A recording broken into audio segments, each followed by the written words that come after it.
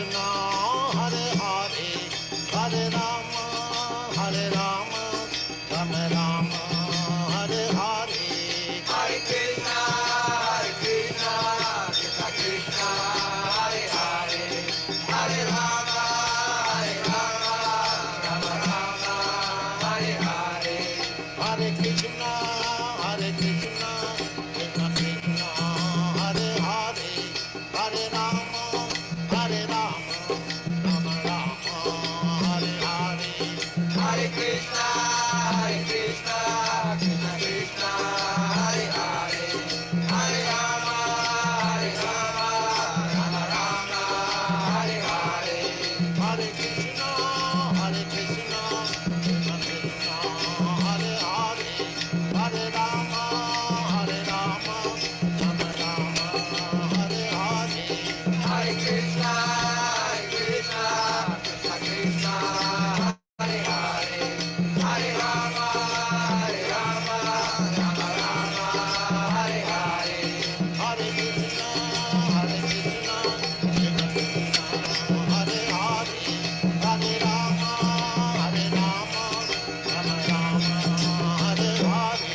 Hare Krishna, Krishna Krishna, Hare Hare, Hare Rama,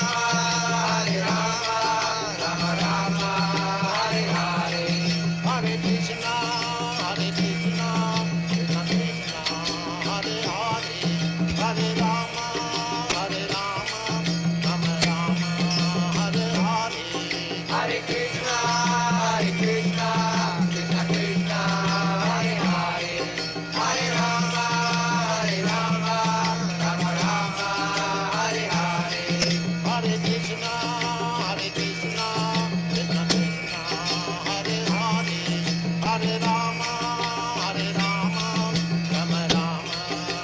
Hare Hare, Hare Rama, Rama Rama, Hare Hare. Hare Krishna,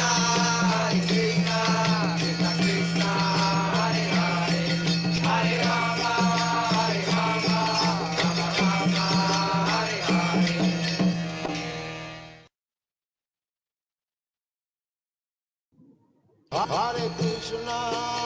Hare Krishna, Krishna Krishna, Hare Hare, Hare Rama, Hare Krishna. So, on behalf of Evolve Pune team, first of all, I would like to extend our warm wishes on the auspicious occasion of Appearance Day of Hanumanji, the greatest devotee of Lord Ram. So, our warm wishes on the Hanuman Jayanti Utsav, and we also know that there is a Vasant Ras Purnima Utsav. So, you must have seen beautiful deities across all temples, decorated in very beautiful dresses. So, all warm wishes on that particular occasion. And now, we welcome to the 10th day of our series dealing with crisis situation through the wisdom of Bhagavad Gita. Now, we have moved to the 10th day, and in the 10th day, we are going to discuss second part of our fifth session, which was why the bad thing happened to good people.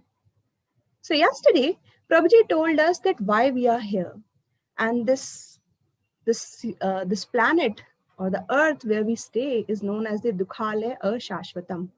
So a place which is a place of misery and which is not going to remain forever. So all of us are not going to remain forever.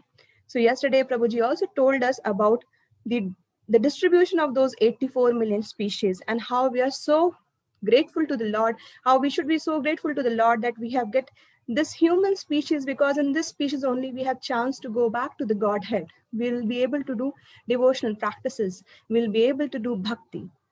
After that, we did our discussion on the topic of the role of Durga Ji. So yesterday we could also understand that what is the role of Durga Devi and how she manages this entire universe, the law and order of entire universe, how she manages the three kleshas in form of three Trishul, Adi Davika, Adi Bhautika, Adi Atmika.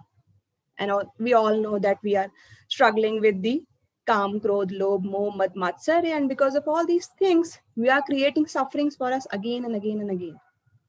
So yesterday, the important topic which was discussed by Prabhuji was that our hands are bound with different kinds of modes of material nature. And these modes of chain are Prabhuji told us with the form of a story, Satto, Tammo, and Rajo, right? The mode of passion, Rajo good, the mode of ignorance, Tamogun, and mode of goodness, Satogun. But all of these are the modes of material nature only. Now we are moving towards the solution part, that can I do some good things so that my bad karma will be nullified, or how the laws of karma works. So now without a much ado, I welcome all my YouTube audience as well as YouTube Zoom participants. And we request His Grace Madan Sundar Das ji to take us on the journey of second part of why bad thing happen to good people and through the karma of law and lots of FAQs. Over to you, Prabhuji. Hare Krishna.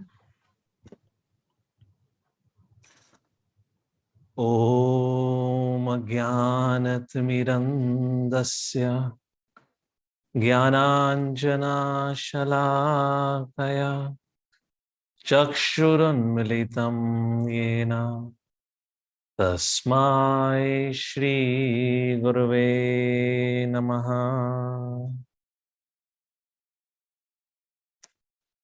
Hare Krishna. So we welcome you all for the second last session, the fifth topic. And we are almost on the brink of concluding our series. So Mother Dipasha, our host, have already given us all a recap of what we discussed yesterday. So we'll proceed ahead. So we are on the second part of this topic. Why do bad things happen to good people? So yesterday we had discussed about that there are 5 subjects of Bhagavad Gita, Ishvara Jiva, which we have already covered in previous sessions. And 3 other subjects are Prakriti, Kala, and Karma. And yesterday we discussed about Prakriti. Prakriti is like a prison house where we had discussed about 2P formula, where 2 things are given to us, or 2 things we undergo. One is punishment, second is purification. And then there was a 2C formula, which means when a living entity comes to this material world, he has to, of course, when you enter a prison house, you are given a prison dress. Similarly, a costume, and that is 8.4 million species, which are described in Padma Purana. And the second C is the chains of modes of material nature, which Mother Dipasha was just talking about, Satto, Rajo, Tamo, the case study that we discussed yesterday. So material world is considered to prison house. Similarly, material world can also be compared to a hospital. Hospital where sick people or patients go to get treatment. So what are we supposed to get treated of? Yes, definitely a pandemic is going on, has brought about great loss to many. Many people have lost their relatives, well-wishers, and whatnot, no doubt about it. And this pandemic is life-threatening, the COVID pandemic which is going on. But from the beginning of the time, there is another pandemic which is far much more threatening. And it doesn't threaten our existence in this body, but it threatens our existence body after body. And that pandemic is because of not one virus, but 6 viruses.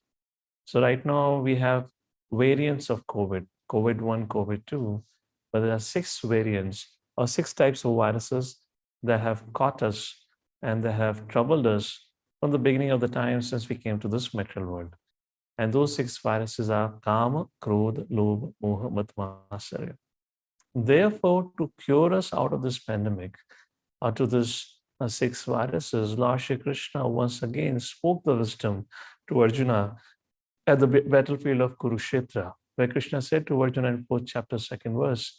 First of all, in the 4th chapter, 1st verse, Krishna said, Arjuna, I have given this knowledge of Bhagavad Gita, which is the antidote for all the 6 viruses. One has to accept this knowledge, practice in one's life, and that's how we get cure of the 6 viruses. However, over a period of time, first of all, I gave this knowledge to the sun god Vivaswan at the beginning of creation, which went down to generations through the means of parampara, guru-disciple relationship. But however, over a period of time, this relationship of this parampara got broken. Therefore, I have appeared in this world again through you at this point of battlefield of Kurukshetra to reinstate this antidote of the 6 viruses. That is Bhagavad Gita. So, material world is compared to a hospital where we all go to get treatment on the 6 viruses.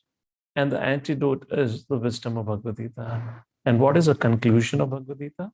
Sarva dharman parityaja mamekam sharanam vraja. To take shelter, 100% shelter of the Supreme Personality of Godhead. And how the shelter is fructified, not fructified exactly, but how that shelter is taken, or how do we take shelter of the Supreme Lord?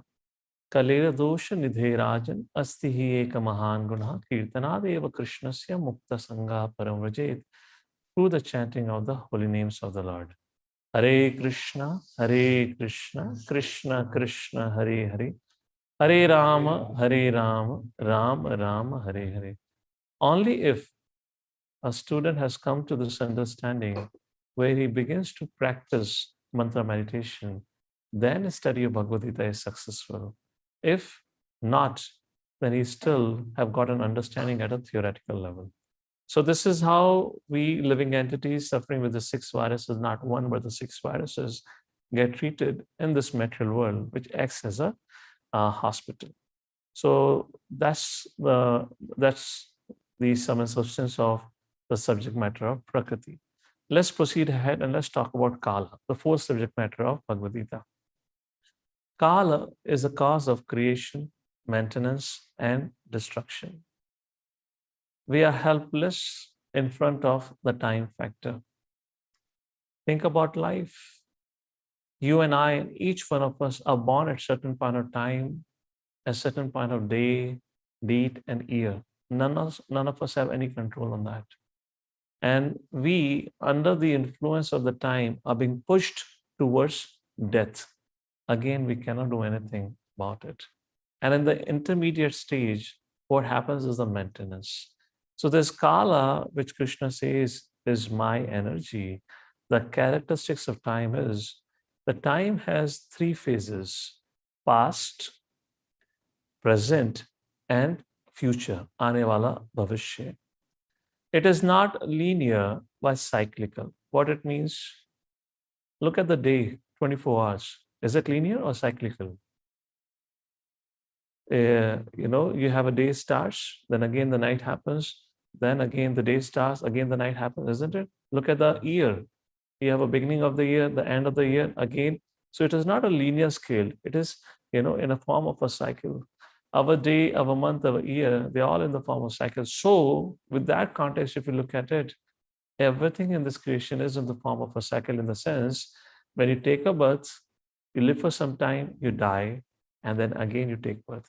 That's the point about it, which means the material creation keeps getting created, maintained, and getting destroyed. And again, the material universe is created, maintained, and destroyed. That's the point about it. Time destroys everything. One thing that time definitely does it, with time, everything gets destroyed. Somebody may be young and beautiful today, but with age, the person would become old. Therefore, Krishna says, Bhagavad Gita, 2nd chapter, 27th verse, one who has taken his birth is sure to die. And after death, one is sure to take birth again. Therefore, in this unavoidable discharge of your duty, you should not lament. Discussing further characteristics of time, it waits for no one and cannot be rolled back. All of us know that. We can purchase possibly everything in the world, but not even a single second spent. It produces 6 kinds of changes in our body, which means it begins with birth, then you have growth, then you have maintenance, the byproduct, dwindle, and finally death. The most powerful leader on this planet, up to a tiny ant, every living entity undergoes the 6 changes. And Lord Shri Krishna says, not that it is my energy, I am Kala. Kalosmi lokasya krat pravarto, Krishna says in 11th chapter, sorry, where Krishna says shows his universal form. Krishna says, Arjuna, I am the Kala, time, the great destroyer of the world. How many of you remember seeing the Mahabharat, the 90s, 90s that Mahabharat used to come? Do you remember at the beginning of every episode will come the Kala Chakra, and then the commentary will come. मैं काल हूं सबके सर्वनाश का कारण. And the music will happen. Do you remember? I hope you all remember those good old days when good Mahabharata serials used to come. So that's about Kal. Of course, the subject matter is elaborately discussed in the third canto of Srimad Bhagavatam, but at least for this time being, as a fundamental, we get enough to begin with. This is what time is. Now, question may arise. So time is cyclical, so does reincarnation. The question that can be asked or raised is, why do we have to go through the cycle of birth and death? Is something similar to why are we suffering? In other words, is God responsible for our happiness or distress? Certain unintelligible people are those who are sentimental on the name of God. When any crisis happens, they say, because we are not accepting our God, whichever God they believe in, therefore our God has become angry and has sent that crisis to destroy all the living entities. This is an act of violence. This is a total misrepresentation of the kindness of the God or the Supreme Lord. Supreme Lord is not an autocratic or a monarch. You follow or else you get destroyed. Supreme Father, the Supreme Lord, is a loving Father. He has created a facility for us to fulfill our desires. And while we are fulfilling our desires, He has given us a manual in the form of Vedas or Vedic scriptures or different religious texts to warn us what is right, what is wrong, and what is right. To warn us not to follow the path of the wrong, but follow the path of the right. Because when we take a wrong path, our journey is difficult, our destination is miserable, or we face crisis. So we create mess in our life. We create blunder. We do not follow the laws of the state, of the universe. And then when we violate and when we are caught, then we say, why are you punishing us? It's not an excuse. So let's take a look. How do we understand the subject matter? The law of karma is what has been established by the Lord to allow us to fulfill our desires in a way that we understand what desires to pursue and what desires not to pursue. In essence, if we perform good activities, we get good results. Just like once in a while, particularly since last 1 year, medical professionals, the pullers, and many social workers or different organizations have really done a lot for humanity at large. And once in a while, you'll always come across certain cases of heroism where people have put their life at risk, and have helped others. This is not related to COVID, but just a few days ago, I don't know which city was it, but there was, I believe, a railway official.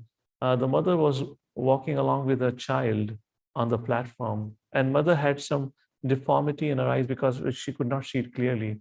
And unfortunately, while walking on the platform, she got drifted towards the railway track, and the young child fell on the railway track. And at the same time, the train was coming from front with the full speed, and this man saw that the child is crying and mother is not able to help the child.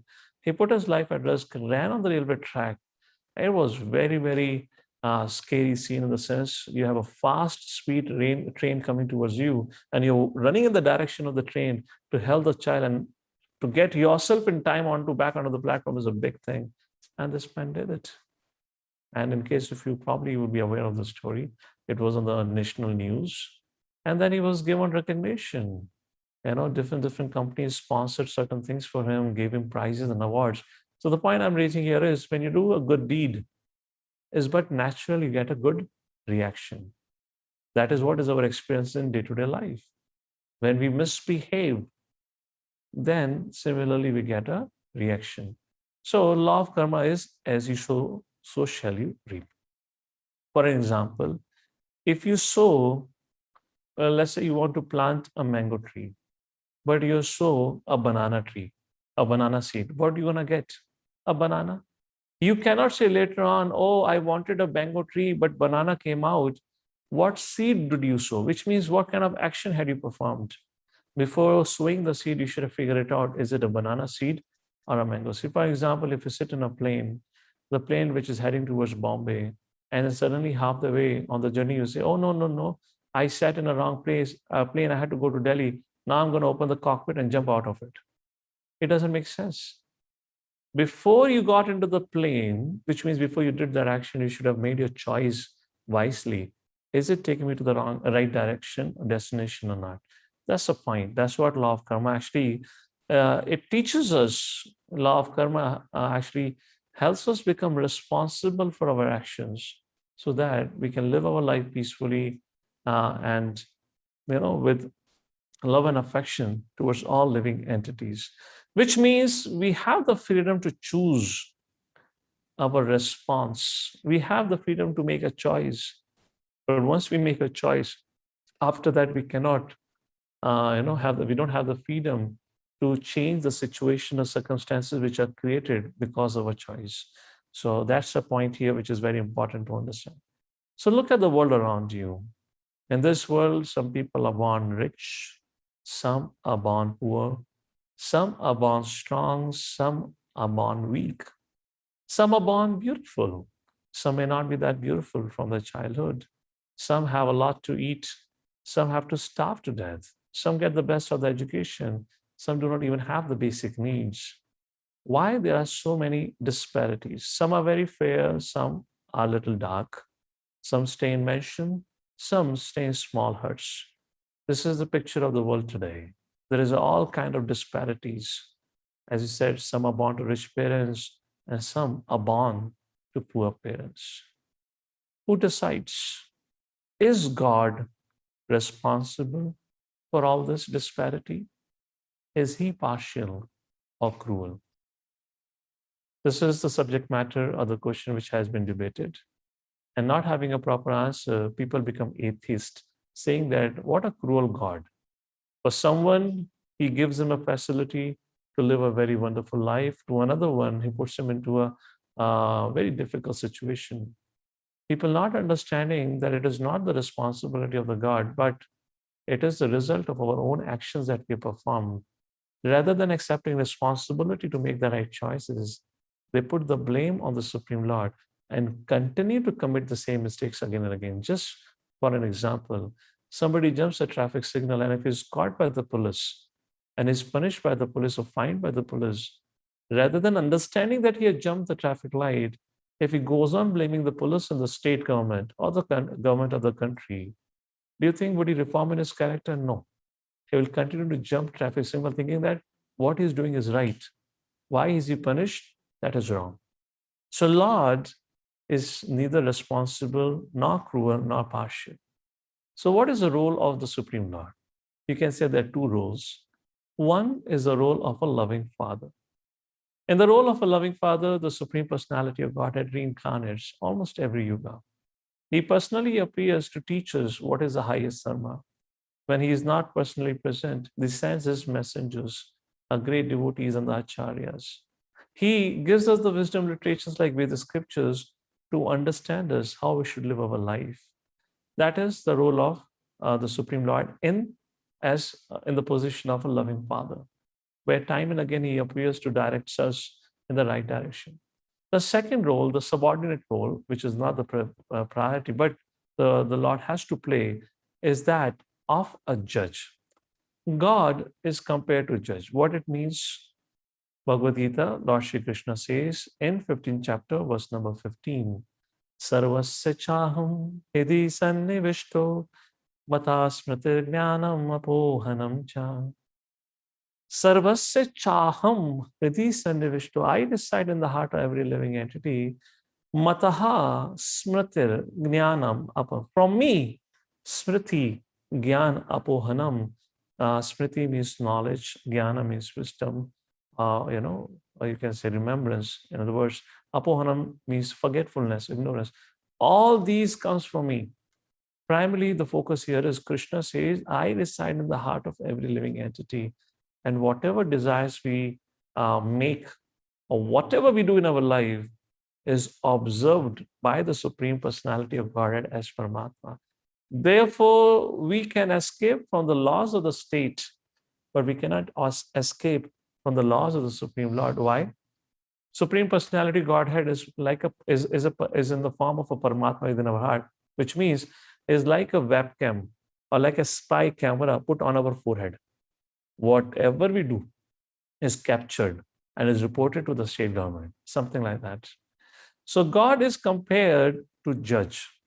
Same judge may award a rigorous imprisonment or punishment to one criminal, whereas the same judge awards compensation to another. Does it mean the judge awarding different judgments means is he partial?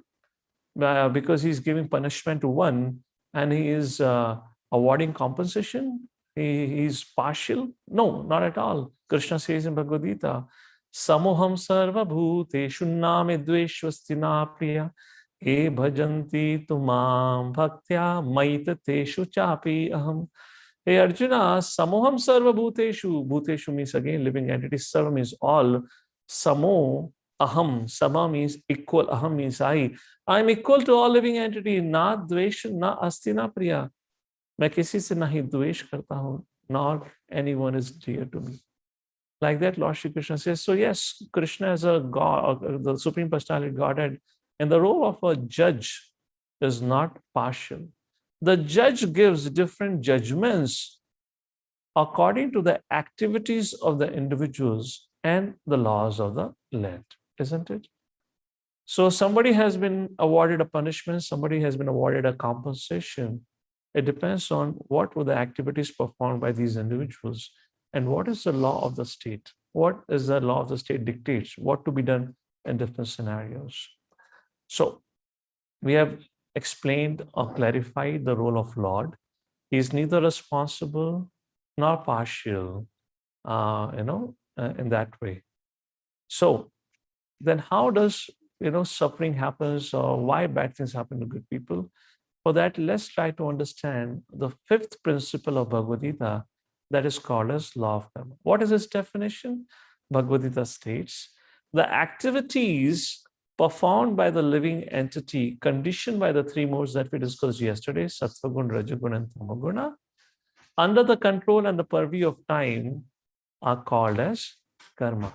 What does it mean? To make it very simple, the definition of law of karma. What it means is as follows. The soul, which is now being covered by the modes of material nature or covered by the material body, under the influence of three modes and being controlled by time, performs activity. And whatever activity we do, for that activity, we get reaction. Therefore, Lord Shri Krishna warns us in Bhagavad Gita that Arjuna, as a human being, we have a choice to decide what to do, not to do. Make your choices very wisely. Just like the Newton, third law of Newton, which is for every action, there is equal and opposite reaction. It is not exactly the definition of law of karma, but you can, to the close approximation, quote it. For every action, there is a reaction. What kind of reaction would be? It depends on what you have done, not necessarily equal and opposite like that. To give you a very simple example, a short video to play it out, how a reaction happens. Please watch it for yourself. I'm not sure if you all are getting to hear the sound. Okay, all right. There's nothing much in the sound, but it's in the video. You see the man had thrown a bottle of a beer or a glass bottle outside and how things are going around. And boom, what it did, got a reaction. The bottle he threw in the market had hit a face of somebody. And that's how he got a reaction. So anyways, let's move ahead. Definition of law of karma, as we discussed. As you sow, so shall you reap. Krishna says in Bhagavad Gita, Arjuna, the law of karma is not so easy to understand. Karmano hi api bodhavyam cha vikarmanaha akarmanascha bodhavyam gahana karmano gati. The intricacies of the action are very hard to decode or understand, which means when and how we get a reaction, how much we get a reaction is not so easy to understand. At least for a human brain, is very difficult to comprehend. Therefore, Krishna says, rather than trying to understand for what action, what kind of reaction, and how much will I get, rather than you understand what kind of action should be performed. With that, we'll come to the frequently asked questions on the subject matter of karma. Before we get into FAQs of karma, one question which is generally asked is, why Lord had to create this law of karma? What was the need of it? This whole world, could it not have functioned without the law of karma? Let me give you a very simple example. Just like farmers, they always wish if there could be rain, because if there is rain, they get a good water, their crops get good water, and then they have a good harvest. However, on the contrary, the potters, those who make pots, for them, summer season is more preferable. So here you have farmer praying to the Lord, my dear Lord, please send rains quickly. And here you have a potter who's praying to the God, my dear Lord, please do not send the rain. And Paramatma, as Paramatma, Lord hears to the desire of everyone and sanctions the desire. So now if I have to put you, imagine you are a God for 5 seconds. And now you get this desire. One is saying, please send the rain. Other is saying, don't send the rain. And both of them belong to the same place. What will you do? So being God is not always easy. It looks like it's fantastic if we become the Supreme Lord. You have a role as a Supreme Lord to also fulfill. What will you do? Therefore, to give another example, Prabhupada gives an example. When Germany went in war with Britain, then, there were Christians on both the sides. And both of them were praying to the Lord. That, my dear Lord, in other words, the wives of the soldiers were praying to the Lord, my dear Lord, please save my husband. Now, there is a war going on between the German and the British. Now, both the men from both the countries are fighting, and the wives are praying to the Lord, my dear Lord, please protect my husband. So who should Lord protect? The German or the British? So to resolve this contradiction or dichotomy, Lord created this law of karma. I'm trying to help you understand how you can see it, which means who dies, who gets to live, whose desire gets fulfilled, whose desire doesn't get to fulfill. There are certain conditions kept. What is a condition? Karmic account, which means whatever action you do for that, there will be a certain reaction produced. And that reaction would add to your karmic bank balance. If you do a good action, you get a positive karmic account or a karmic balance. If you do a bad action, you get a negative bank balance, a karmic balance. So based on the state of your karmic balance, your desires are fulfilled. If there is enough balance that could support that desire, the Lord sanctions it. If not, doesn't get sanctioned. So ultimately, who gets responsible is the individual, the kind of action he performs. That's the gist of it. So let's take a look at some of these FAQs.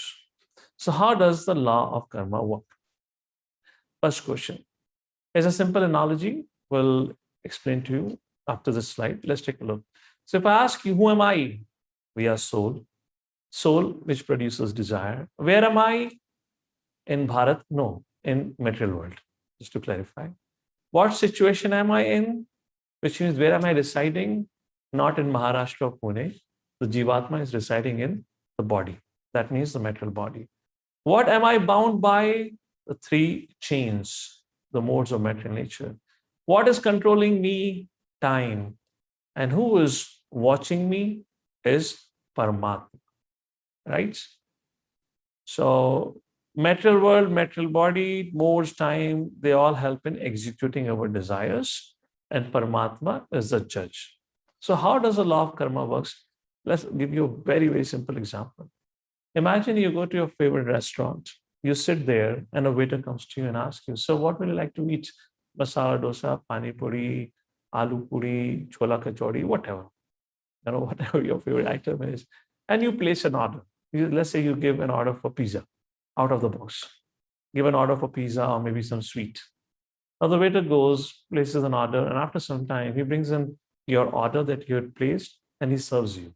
You honor it, you eat it, and then you go to the manager to pay off your bill. So what it means is the customer is represented by a soul, where the material nature is represented by the waiter or the cook. So as a soul, we put forward a desire, and the material nature provides for the desire, which means fulfills the desire. So just like you told the waiter to bring something for you, whatever you want to eat. So waiter and cook, the cook prepares and the waiter comes and serves you. That's the role of the material nature. Now, when you go to the manager, the waiter comes and tells the manager, sir, this is what the order has been placed. Thus, bill him accordingly. So if you've eaten pizza, which is 250 rupees worth, you cannot pay 50 rupees and you cannot debate about it. Why am I charged 250 rupees? Another person is only being charged 50 rupees. Now, the other person could have taken only a glass of, the cup of tea. You cannot say why he's being fined so less and I've been charged so much. So here the manager is represented by Paramatma, who based on the activity or the order that you have placed, accordingly you are given the bill, which means the reaction. So that's a very simple way. How does the law come about?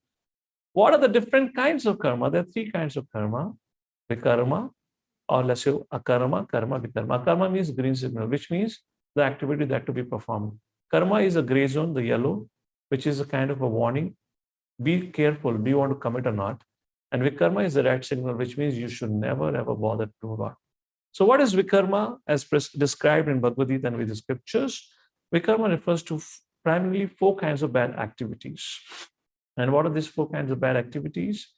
Meat eating, gambling, illicit relationships, and intoxication.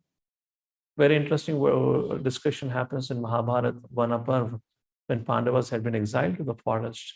Krishna comes to meet them at Kamyakavan.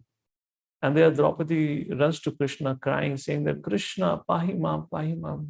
What is happening? Why are we suffering? Why this all had to happen with all of us? Then Krishna called for Yudhishthira Maharaj and chastised Yudhishthira Maharaj. He said, Yudhishthira, you are a Dharmraj. You know what to be done, not to be done. How dare you play a gambling match? And then he told Draupadi, it's his fault. He chose to play a gambling match. And even if somebody as great as Yudhishthira Maharaj somehow accidentally even breaks any of these regulative principles or performs any of this activity, would get a reaction for it. Now, in case of Yudhishthira Maharaj, the reason for his playing a gambling was not that he loved gambling. He had taken a vow that whatever his seniors would say, he would follow it. That had happened after the Rajasuya Yajna. So Narad Muni came and told him, Vyasan came and told him that you will soon become the cause of the destruction of the whole dynasty. So Yudhishthira got afraid and he said, I take a vow, whatever my seniors would say, I would blindly follow it. And then when Duryodhana got to know his vow, he exploited that vow by asking Dhritarashtra, the king and the elder father, elder father or the father for everyone in that sense, for Pandavas and Kauravas, he, through Dhritarashtra, the message was sent to Yudhishthira Maharaj to come and play gambling, which Yudhishthira Maharaj could not deny. That was the background story of it. But the point is, through this incident, Lord Shri Krishna wanted to show even as great as Yudhishthira Maharaj could not be rescued. Vikarma, bad activities. So why such actions of meat eating, intoxication, gambling, illicit relationship are considered sinful? The dharma stands on four pillars. First is mercy. Mercy is lost when we engage in non-vegetarian diet, killing of animals for meat eating. Trustfulness is lost with gambling or greed. Cleanliness is lost, or the purity of mind is lost when it is absorbed into sexual affairs or illicit relationships. And austerity is lost because of intoxication. So because of this, the four pillars of dharma are broken or damaged. That's the reason these are said to be sinful activities. So sometimes people ask a question in this regard, then why do some religions or scriptures allow such actions? Yes, there is certain concession given Just like in scripture, there's a concession given for a man who's used to eating flesh, can eat flesh by killing an animal on the day of Amavasya. But he's strictly forbidden from killing a cow or a bull or any species belonging to a cow or bull. But can eat a goat, can kill a goat and other lower species. However, it is not easily done. There are conditions given, like it has to be Amavasya night. The goat has to be killed by the person who want to eat the meat. And while killing the goat, he has to speak in the ears of the goat that this lifetime I am killing you, next lifetime you have the right to kill me. And why all these things are done? So that because the person who is in Satya Tamaguna, at least ritualistically following this, one day would realize, oh, what am I doing?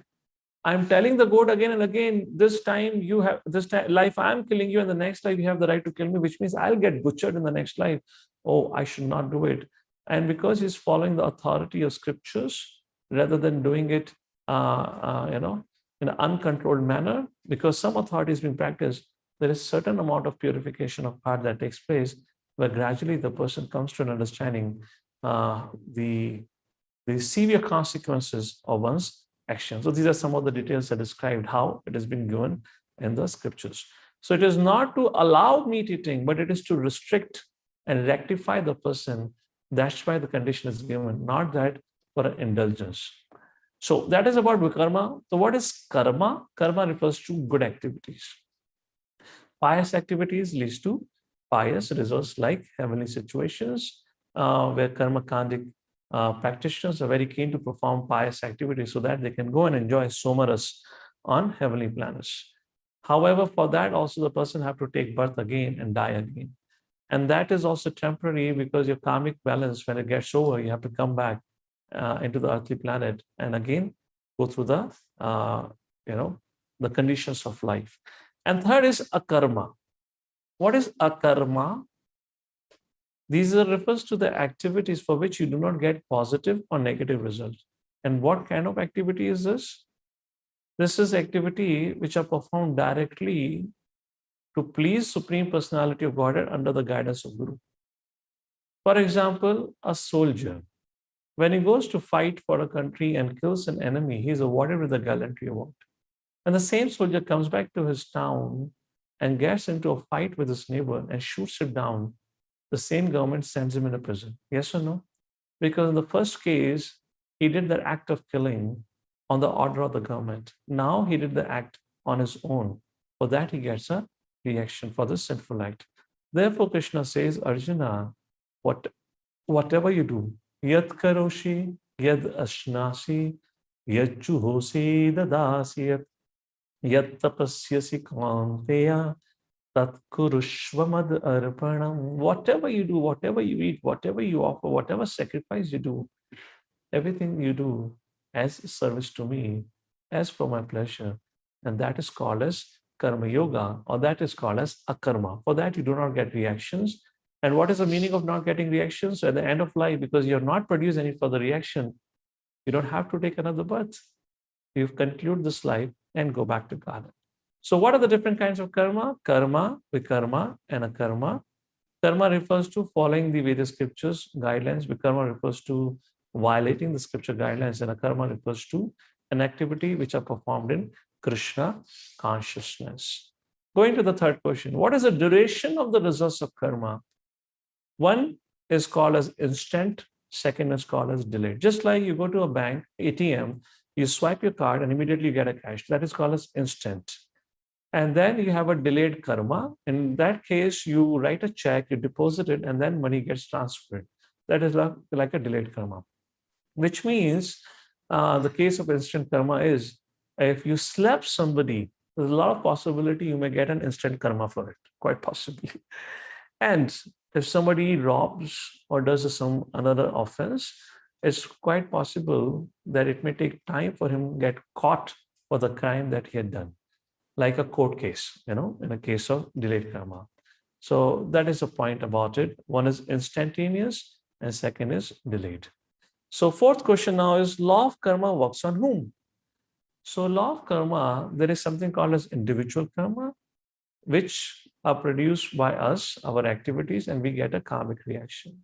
Second is called as collective karma, which refers to any natural disaster, the war, the famine, and the case of pandemic also, which is going on right now, is actually according to Ugra karma or collective karma. What is collective karma? Where the people at large are engaged into sinful activities of cow killing, gambling, illicit relationship, prostitution, and intoxication like that.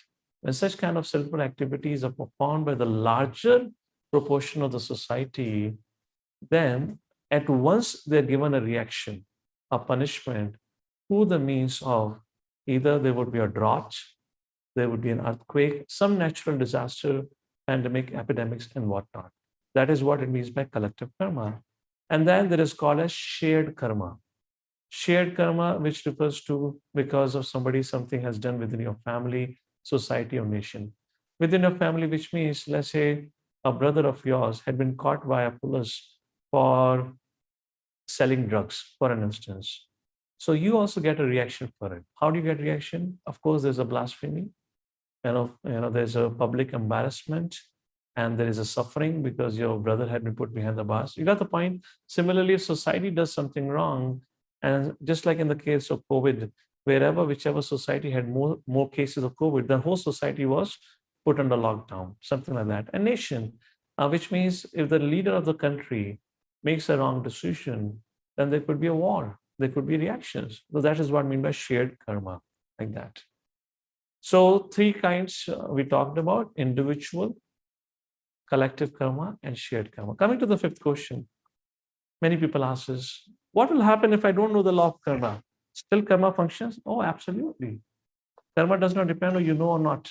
That is our responsibility to know. Let me ask this question to you. Many times people say, oh no, this is violence. How can we be punished for our ignorance? Well, matter of fact is, either you being the grown-up or the young child has to put his or her hand on the fire. Please answer. Would the fire burn? Yes or no? Do you expect fire to think, oh no, is an innocent child. Why should I burn the child? Not at all. So the law of karma or the laws of the material nature does not function like this. Let me give you another example. Imagine you get into a train or a bus without taking a ticket, and then you're caught by a TC. And TC tells you, show me the ticket, and you say you don't have a ticket. What do you expect TC going to tell you? At your end, you will say, oh, I don't know. Actually, I was supposed to purchase a ticket. This is my first travel. I'm traveling for the first time. Actually, it happened with me when I traveled for the first time in the bus. I was not aware of it. It was somewhere around 11th standard. I mean, I've traveled in bus prior to it, but I had now traveled alone. And that was the first time I was traveling alone in a bus. It was a city bus, and I didn't knew I had to take a ticket. Oh, not exactly new, but there was something that happened that I could not purchase a ticket, partially not new. And partially somebody told me, no need for it. You're just getting on to the next station. And suddenly a TC came and he asked me, and I said, sir, sorry, I didn't know I have to take a ticket because I just had to travel a short distance. I was about to get onto the next station. And the TC said, no, not at all. I cannot buy this excuse. So I said, please excuse me for first time. He said, no, I will not excuse you for one reason. If I punish you today, if I fine you today, you will remember for the rest of your life not ever to do this again.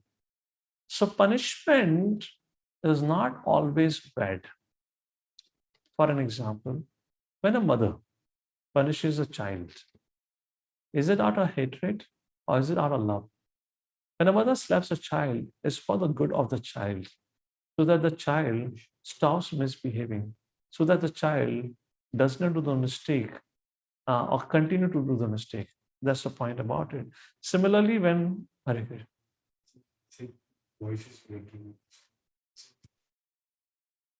Hare Krishna, is everything fine? Fine. So somebody else may be having an internet issue. So I was quoting an example of a mother. Just like mother slaps a child does not mean mother hates a child. It is out of her love. She wants to correct the child. Similarly, when we get punishment in the form of suffering or challenges, those who are ignorant, they make a hue and cry about it. Those who do not know that there is a loving mother and father, actually through this punishment, they're trying to warn us to change our behavior, live properly, or else you'll have a far greater suffering to face in the future. Such people who do not understand this, they make a hue and cry and begin to ask, does God exist? Why God is bringing misery in our life and so forth.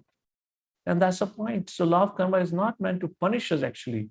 Law of karma is to help us live a meaningful life and a God conscious life so that we live a happy life and we end this life on a happy note, not on a miserable note. That's about the fifth question. Coming to the sixth, does the good and bad karma nullify?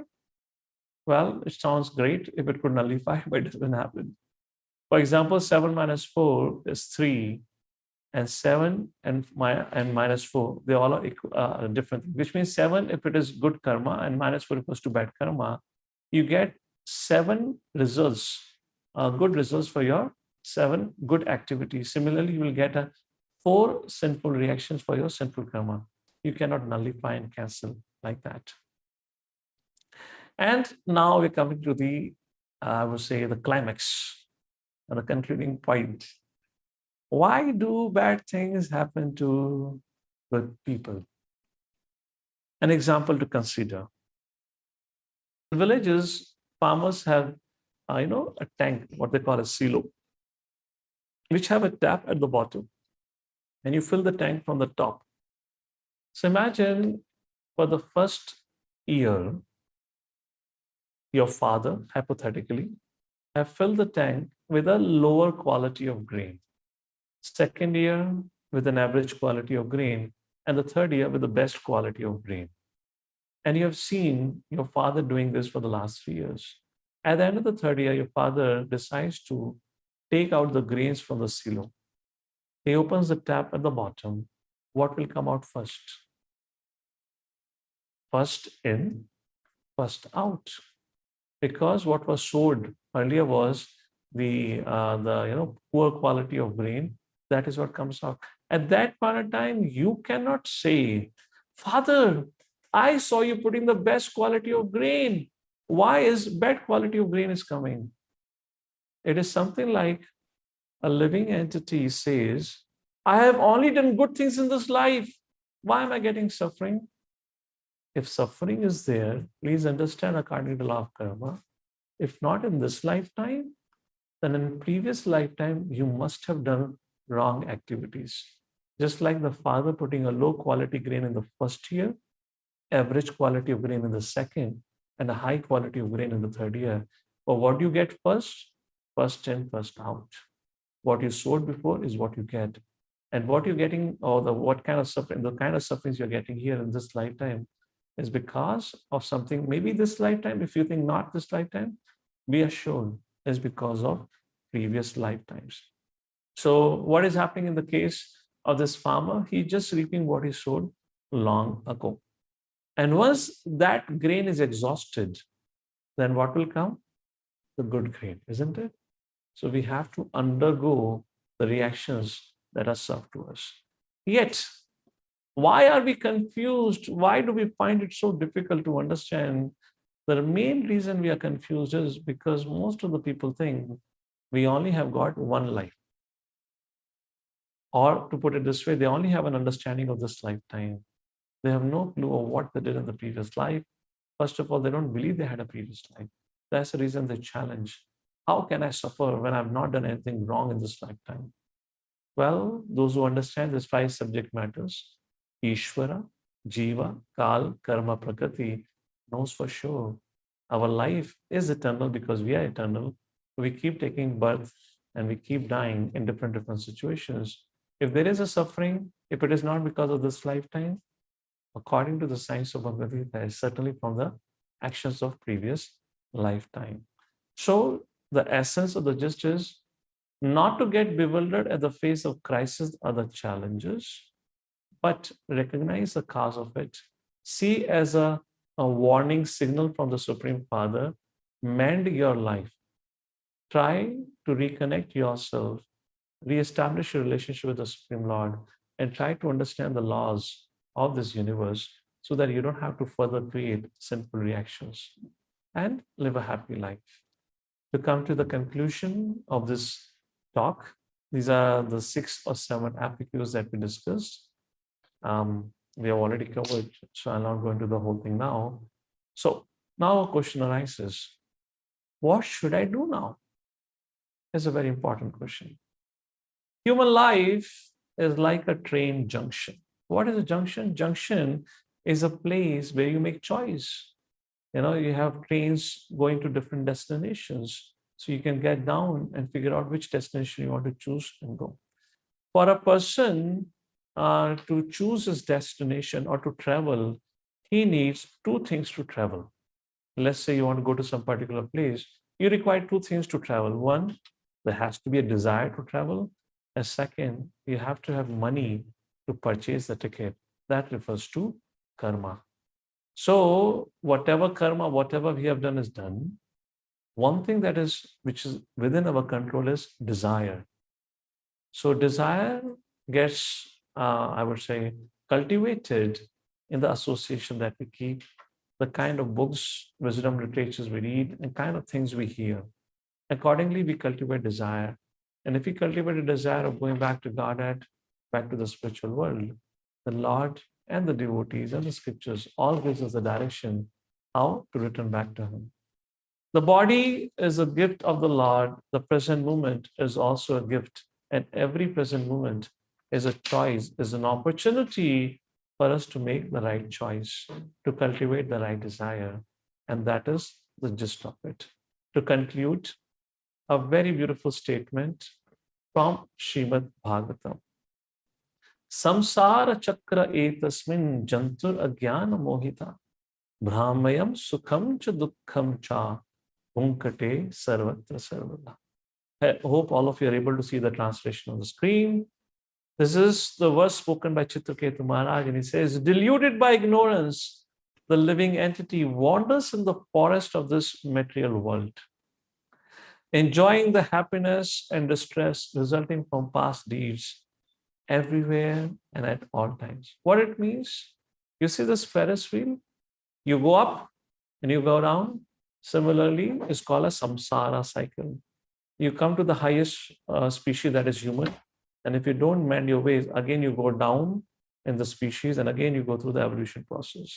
Similarly, samsara cycle also represents going to the heaven and then going to the hellish planet. And the living entity keeps moving around this world again and again. Brahmayam sukham cha dukkham cha. Sometimes you get suffering, sometimes you get happiness. That is the nature of this world. Gunha prabhava etasmin kaha shapa ko anugraha ka sarga narka ko va sukham dukham evava. फिर चित्रकेतु महाराज कहते हैं, this material world resembles the waves of a constantly flowing river. Therefore, what is a curse? What is a blessing? What are the heavenly planets and what are the hellish planets? What is actual happiness and what is actually distress? Because the waves flow constantly and none of these has an eternal effect. And it's always changing. Therefore, it's very important for us to understand not to get bogged down by the challenges that we are facing in the current situation, not to become super excited when time is good, because both the situations could change. Just like the summer season is followed up by a winter season, your season or your time of distress will be followed up with a time of happiness, and vice versa. And that is what Chitraketu Maharaj teaches us. I would say these two shlokas sums up the whole discussion that we did today. That's the reason I thought of adding it here. To conclude, life is a preparation and death is an examination. In between of these, what we have to do is try to harmonize our life with the laws of the Lord, laws of this universe, try to become God conscious in the true sense by practicing the teachings of Bhagavad Gita, live a joyful life, share love, and be happy. To summarize, in this topic of why do bad things happen to good people, we spoke about Prakriti, 2P, 2C, punishment, purification, C, change of cloth, change of dress, and other C means the chains that we are tied with. Second was Kala, time. Time is all destructive energy of the Lord, and law of karma, as you sow, so shall you reap. At this point of time, we have given you the most important wisdom of the knowledge which is described in Bhagavad Gita. But knowledge is not all in all, in other words, is not sufficient. Knowledge should also be accompanied with a practice. What to do, how to apply this knowledge, that will be the discussion in the concluding topic tomorrow evening, that is yoga for modern age. How to apply this knowledge in our life, or how do we realize this knowledge? What is the means of it? We shall discuss it tomorrow, at least for today. That's it for today. Thank you so much for joining us once again for this program. I will pause here. Back to you, Mother Dipasha. Hare Krishna. Thank you so much, Prabhuji, for explaining this topic so beautifully. And I can see very interesting questions. So, starting with Poonamji. Poonamji, you may unmute yourself and may ask your question. You need to unmute yourself. Yes. Yeah. Yes. Am I audible? Yes. Okay. Yeah. So Hare Krishna, Guruji. My question is the same which I had asked in last session. Like, it is partially cleared now. Like, because of previous birth, our sin, kids are suffering in this birth. Okay. But isn't it? It should be reached at the same time. The example which you gave, a person saved the child and he was rewarded. So at least he is aware why he is getting rewarded for his good karma. Similarly, if person is not aware, then obviously he will be in confusing state whether God exists or not, because he even don't know why he or she is suffering, right? Right. So, if I get your question correct, Hare Krishna. Yeah. Sorry, there is there's some echo from your side. Hare Krishna. Oh, Hare Krishna. Oh, so there's still feedback going on. Mother Dipasha, is it okay? Prabhuji, echo is even my voice every twice. Just one second.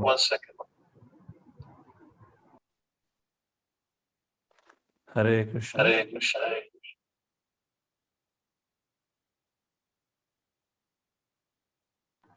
Prabhuji, you are on mute.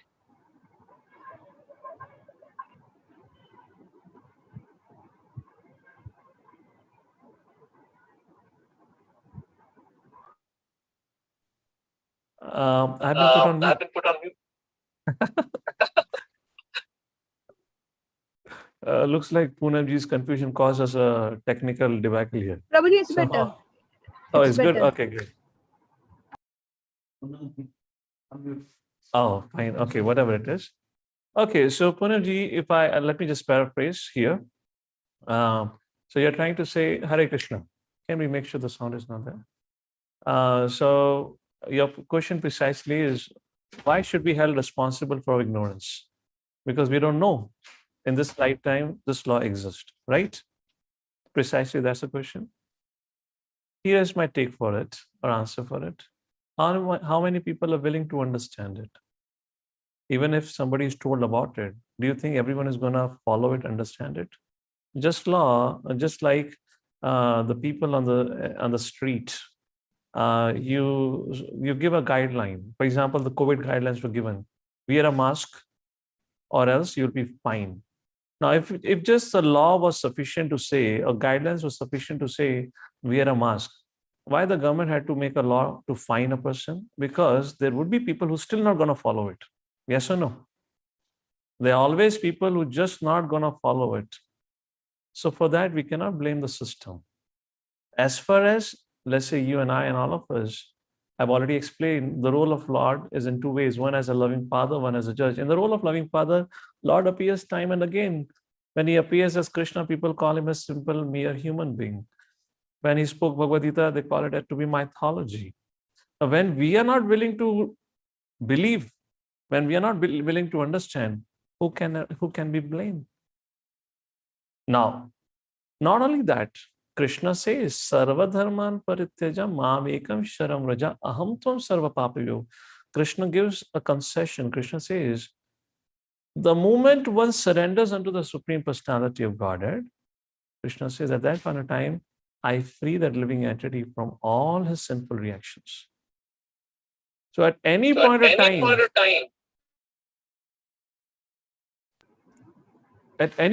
time, somebody takes shelter of the Supreme Lord. At that point of time, he's freed from all his past reactions, which means when he's willing to understand the Lord, when he's willing to follow the scriptural injunctions, his karmic account balance is nullified. But until then, he's been given punishment, little punishment. Just like I gave an example, the mother slaps the child. What is the idea behind slapping the child? So that he understands he's going on the wrong direction.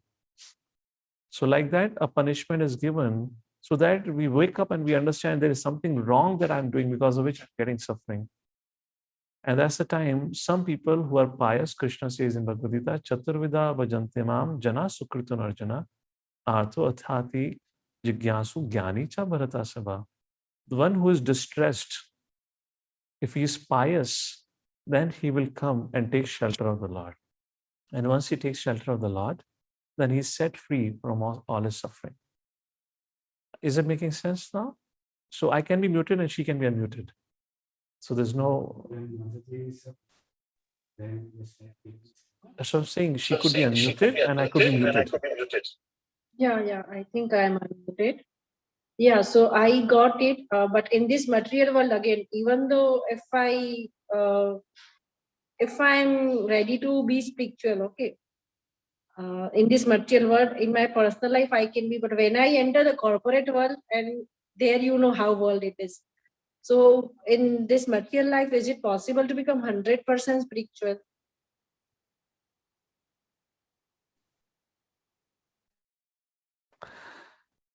See,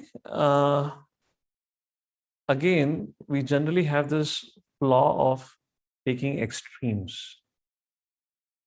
It's just like, people say, I would put it this way, when we don't have an interest or inclination, generally we, ask for 100% guarantee. For example, a boy falls in love with a girl falls in love with a boy. Before falling in love, it says, would our love continue for the rest of the life? Or let's say when a man and woman gets married, at the time of getting married, do they ask, is there any written commitment that would we stay married all through the life? No. Yes or no? It depends on the desire. If they desire to stay committed in relationship to each other, they will stay committed. If you have a desire to take shelter of the Lord, to become Krishna conscious, you will become Krishna conscious, you will become spiritual. Either you are in corporate life, either in a professional life or personal life. Krishna says, I give you the intelligence. Krishna from within will guide you. The devotees will guide you. The scriptures will guide you. Foremost of it, we need to first of all have a desire. This is not a bargaining shop. You're not purchasing bindi or aloo ki sabji. First of all, unless my terms and conditions are met, I will not buy it. There is nothing like that. God is unaffected. Lord is unaffected by our surrender or no surrender. To surrender and to follow the laws of the state is for our good interest. To surrender and follow the laws of the universe are for our good interest. So when it comes to following the laws of the state, you don't go and negotiate with the traffic police. Okay, so on this signal, I promise I'll follow the signal. But on another signal, I may sometimes jump. Okay, so is terms and condition clear? If you give me this approval, then only I guarantee you that I will never jump the first signal. But if you don't agree, then I tell you that I may jump the first signal also. So police say, hell with you. I'll give you the ticket right now. So understand what our role is and what we should be doing. We should not be so much result conscious. And things will happen. And of course, in the beginning, things look very difficult to how my life will get managed and whatnot. There are so many corporates who are practicing. By the way, you can take guidance from Mother Dipasha. She's a professor at Symbiosis University. So you can keep in touch with her and she'll tell you how to deal with corporate life. I retired from corporate life long ago, more than 10 years ago. So maybe I'm not the best person to really, of course, I do speak on corporate seminars, but again, we already have a person here, our host, Mother Dipasha. Get in touch with her and she'll help you how to deal with your professional life and your personal life. She's practicing Krishna consciousness for several years now and doing very nicely in her professional life. She has a young child, has to take care of the child. There she is, right in her lap right now, Vrinda, and have to take care of the family affairs. Everything is being managed. So get a guru. That's the point.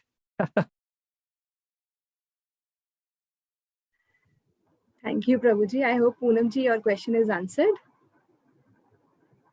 Okay. Prabhuji, there is one question from the YouTube. Goldie Mataji has asked the question. What if somebody is cheating us on? So should we forgive that person and leave that person, or we should just wait that God is going to punish that person, or we should take some action against that person? You should take an action. Didn't Krishna tell Arjuna and the Pandavas to fight with Kauravas? Krishna has showed his universal form. Yet Krishna told Arjuna, Nimitta matram sabhyasachin. Arjuna, you should pick your bow and arrow and fight. So when anything wrong is happening, if it is within your capacity, you should definitely correct it.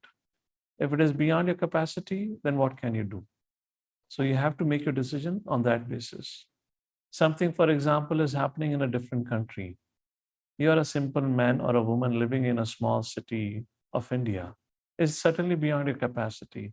But if something is happening right in your neighborhood, forget neighborhoods, something is happening within your house, at least fix your house first.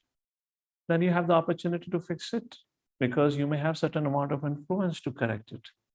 So take an action based on what's your ability and capacity to correct and rectify.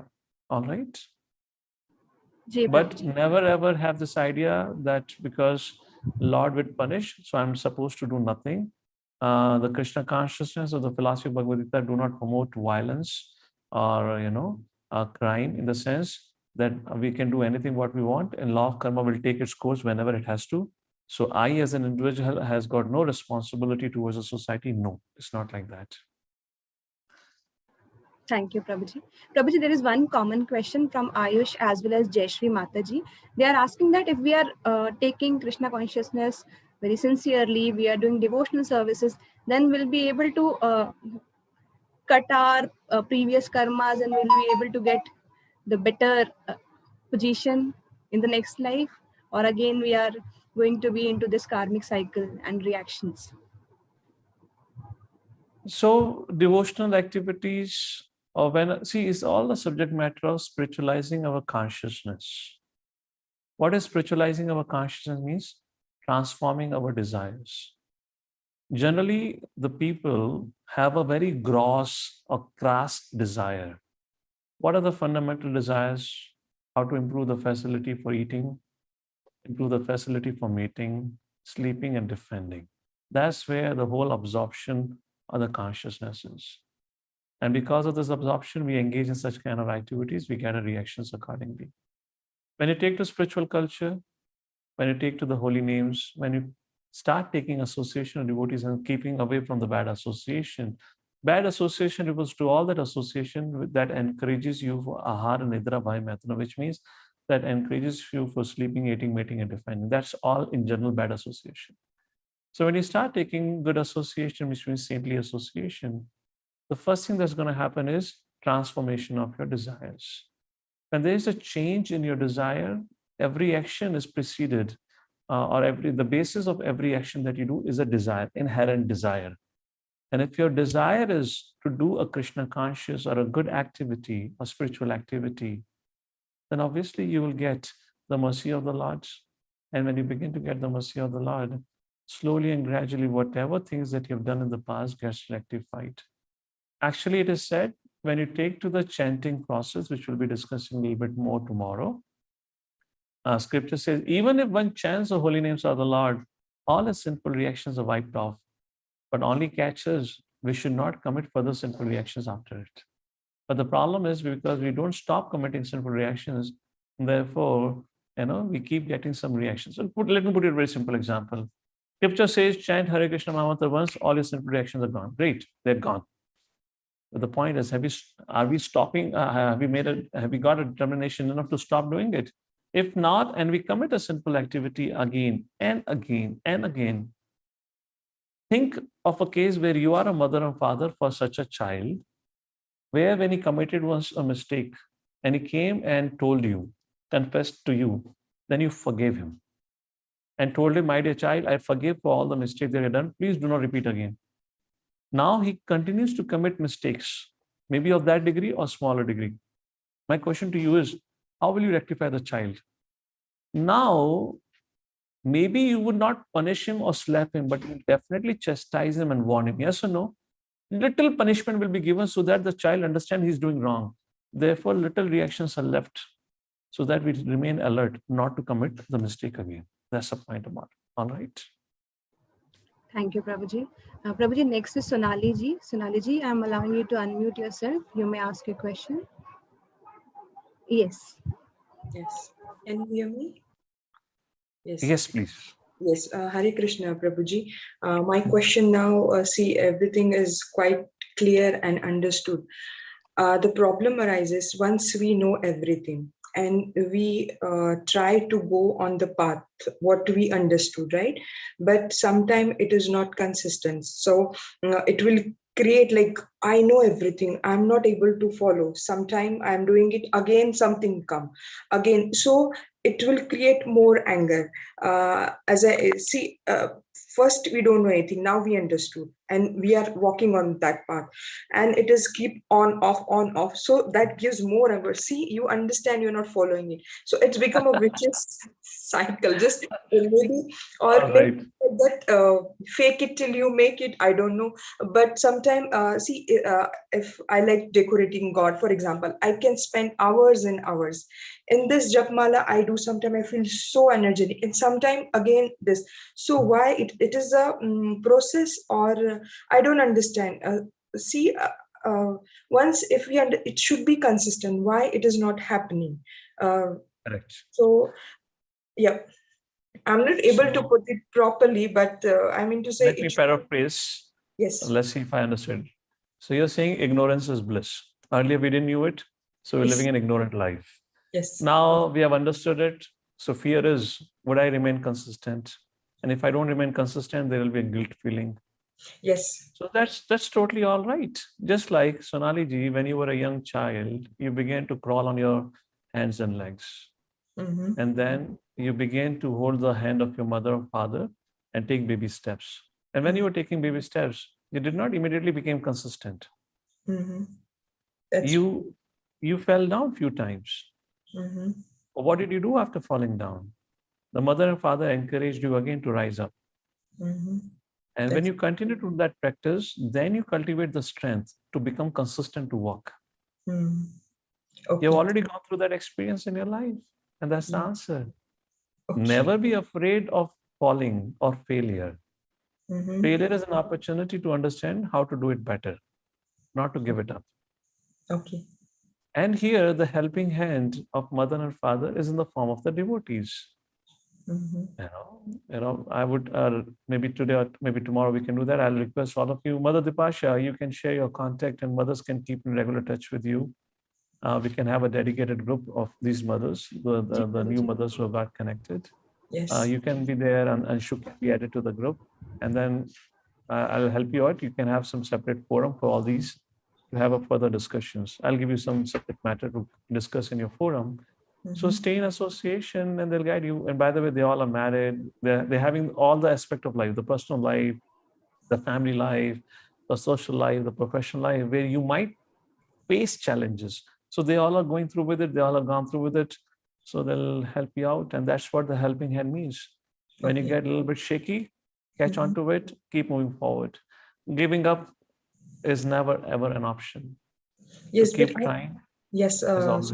basically this is a process, you mean to say.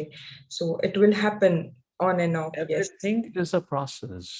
Mhm. Nothing is instantaneous. Okay. Mm-hmm. It's unfortunate after today's time where technology have made it feel like things can become instantaneous.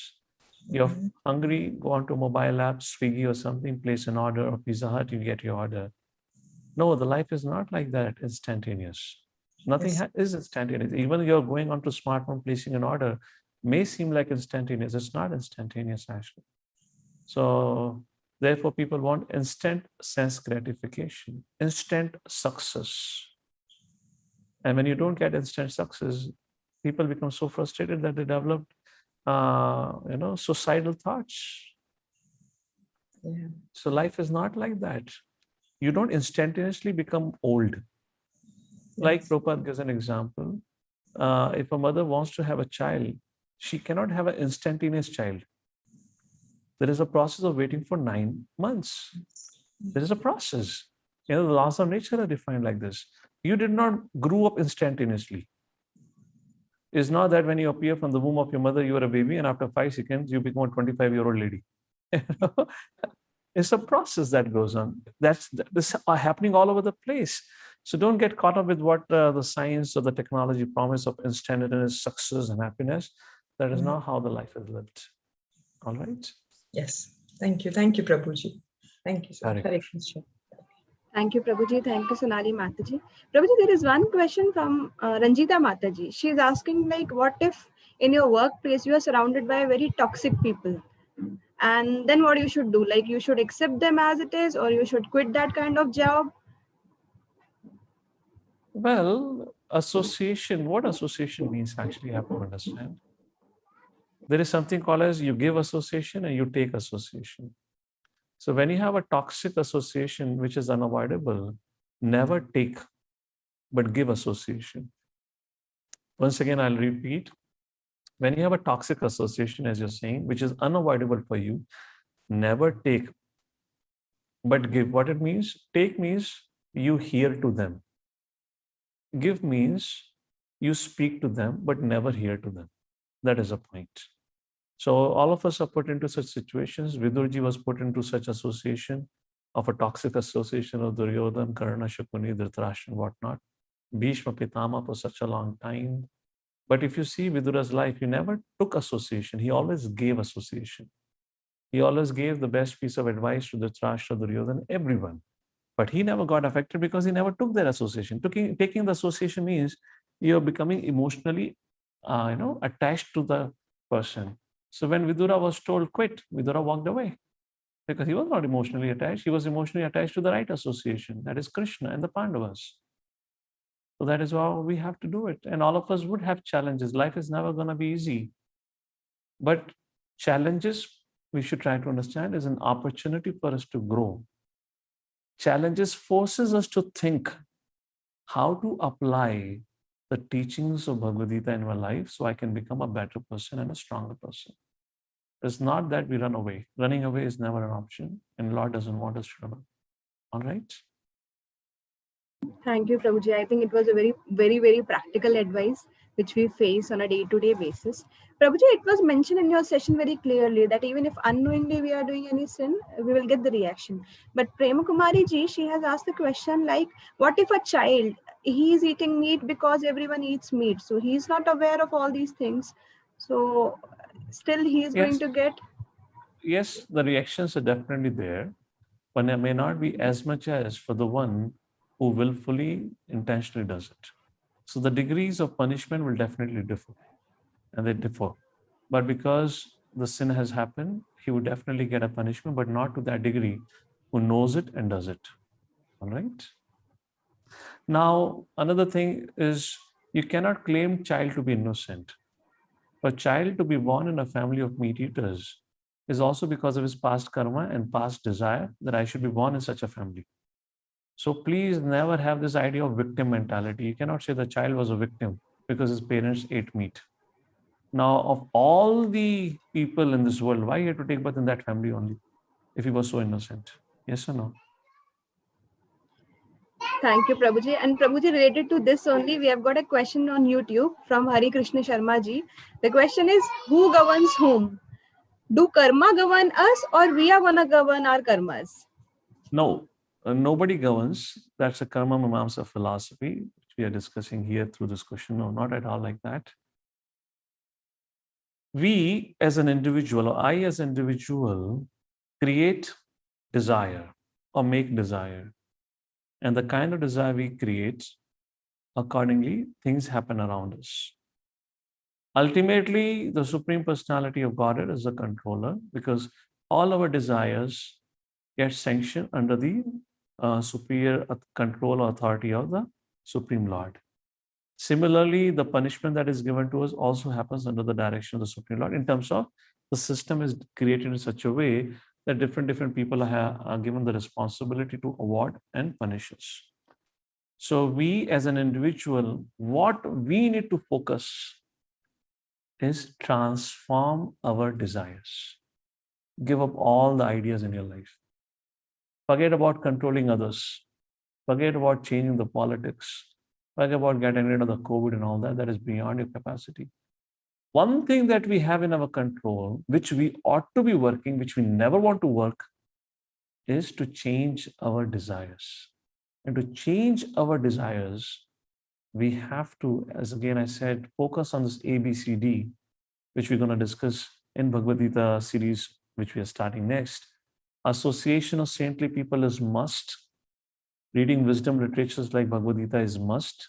Chanting of holy names is must. Deep or diet Krishna Prasadam is must. And when desires are changed, everything else changes for you. So in one way, you are governed by your desires.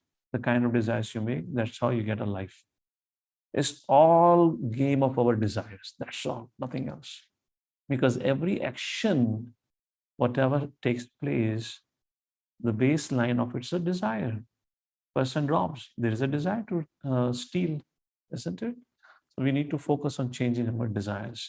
And that is the only responsibility given to you and I. If we can focus on it, life would be different. All right. Ji, Prabhuji. Prabhuji, now we have question from your younger audience and one from Neha ji. So shall we take the question from Neha ji first or kids? Let's take from the adults first. Ji, Prabhuji. Neha ji, you may unmute yourself. Yes, Neha ji, please go ahead. Hare Krishna Prabhuji. Yes, Hare Krishna. प्रभुजी अभी आज आपने जैसे बताया कि कर्मा जो है वो 3 तरह के होते हैं, individual, collective and shared Karma, और उनके रिजल्ट अलग अलग रहते हैं. तो इंडिविजुअल कर्मा का तो समझ में आता है कि किसी ने हमारा मतलब हमने खुद ने ही किए हैं वो कर्मा प्रीवियस उसमें, और जो शेयर्ड कर्मा है तो उनको भी हम मतलब जो ये होली चैंटिंग है और भगवत गीता है उससे हम मतलब कम कर सकते हैं इस जन्म में. Sare karma. You can set yourself free from the influence of collective, shared, individual karmas also. Because the reactions, yeah, you know. If the families, whole family is suffering from something, that's our shared karma, right? Okay. Okay. Is it? See, suffering is at different levels. One is at physical level. One is at mental level. Like a public embarrassment. That's at mental level. Physical suffering refers to you are sick. So if all the family members are suffering, you can call it shared karma quite, yeah, it seems like, I mean, it doesn't matter it is individual, collective or shared karma. What matters is what is the right thing that we need to be doing. So I don't want to specifically say that because it's very difficult to figure it out what individual, collective, shared karma led to that incident. But if we are into that incident, which means something has happened wrong. What do we need to do to fix it? It should be our focus. Okay. It's just like when you're dirty, then the focus should be to clean yourself, to go and take bath. Not to keep talking about why I got dirty, maybe because this and that. No. You went to play football in a rainy season, you got dirty, that's it. Go and take bath. Don't talk too much about problem. So there are things not going right in our life, then we need to understand there is something wrong we have done. We need to fix it. So in essence, how to deal with our life that Srila Prabhupada taught us is, we all have to make our life God conscious, Krishna conscious, as been given in Bhagavad Gita. It is not a one-day effort that today I'm facing some suffering, so I chant the names of the Lord. I do some spiritual activity, and then I expect some miracle or result to happen tomorrow. No, it is a life, it's a process that we need to continue. Now, who doesn't want to live a happy life? And happy life comes when we live a life sin-free. When we are not performing any wrong actions, you don't have any physical suffering, you don't have any mental suffering. Look at the people outside. of course, today definitely there's a lot of physical suffering. So let's excuse the current situation. Look back in general beyond the COVID time. Beyond the COVID time, I'm saying now people may have wealth, people were having physical comfort and everything, but mentally they were so disturbed. Why was they so disturbed? Why they were so anxiety? Why were they complaining about different things? Why they was affected by lust, anger, greed, whatnot? It all represents that they're all part of some sinful activities. Somewhere dharma is being violated. That's the reason you're getting that mental suffering. So to avoid it entirely, we have to make our life spiritual. It is not that on weekends we ring a bell and say, okay, oh Lord, I did my 2 hours activity in a week. Now take care of my remaining hours in the week. No, It's no. not like this. No. If you want to live a happy life, you have to do activities which makes you happy on day-to-day basis. Mhm. Okay? Okay. Thank you, Prabhuji. Hare Thank you, Krishna. Prabhuji. Thank you, Neha ji. Prabhuji, I So can it's see Sarita ji. 8:30. Yes, Yes, Prabhuji. we'll take the last question from there. And the kids, if there is question from kids, kids can probably talk to you. Ji, And Prabhuji. you can answer them. And yes, who was there? Doctor. Sarita ji. Yeah, Dr. Sarita Yes. ji. Hare Krishna Prabhuji. Hare. I want one of my question is that how we can differentiate desires from ambition. मतलब अगर सारी इच्छाएं ही खत्म हो जाएंगी तो कुछ करने का ही मन नहीं करेगा. No, I never ऑफिस जाने said. का. I never said exhaust your desires or finish your desire. Did I ever say that? I used the word transform the desire. What is the meaning of transform? To change, not what to say, finish the desire. That is a Mayavadi idea, or this is a Buddhistic idea that you should finish your desires. You should become desireless. We can never become desireless. So we need to change our desires. That's the point. Just like you're a doctor, when you probably go to the hospital, you have to wear that white coat, right? When you come back home, you take off that and put another dress. So change, which means you have to make spirituality, you have to cultivate desires which helps you, which impels you to take actions in your life, which makes you happy. In other words, activities which are prescribed in the scriptures. You should cultivate desire to associate with the right kind of people, eat right kind of food, hear right kind of music, like that. That is what. Like that, we need to transform our desires. Rather than watching Hollywood, Bollywood movies, probably watch some nice drama on Ramayana and Mahabharata. If you need a reference, go to Hare Krishna TV. There's a YouTube channel. You'll watch, you'll get hundreds and hundreds of beautiful dramas. Watch that, you'll get to learn something. So for every desire of ours, there is a Krishna conscious replacement. But we have to have a desire to find that. Okay. We have to choose spiritual or material, both. That, as I said, association is contagious. It all begins with association. I gave example before also. How does somebody develops a habit for smoking? He starts associating with smokers. So desire automatically comes.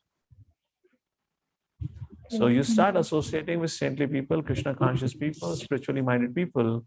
You will naturally get those desires. You don't have to make an effort. Thank you. All right. So thank you all so much for joining in. I do see there are 2 questions from Padmanabh and Utkarsh. In case they want to type in, they can. Otherwise, we can take those questions tomorrow, or else our host, Mother Dipasha, can take that. For now, it's 8:30. It's already late. And we'll meet, Krishna willing, tomorrow for our concluding session. And also we'll announce about our forthcoming program after this, so that we continue to stay associated and continue with our process of learning. Hare Krishna. Srila Prabhupada ki jai. Hare Krishna. Thank you so much, Prabhuji, for the wonderful session.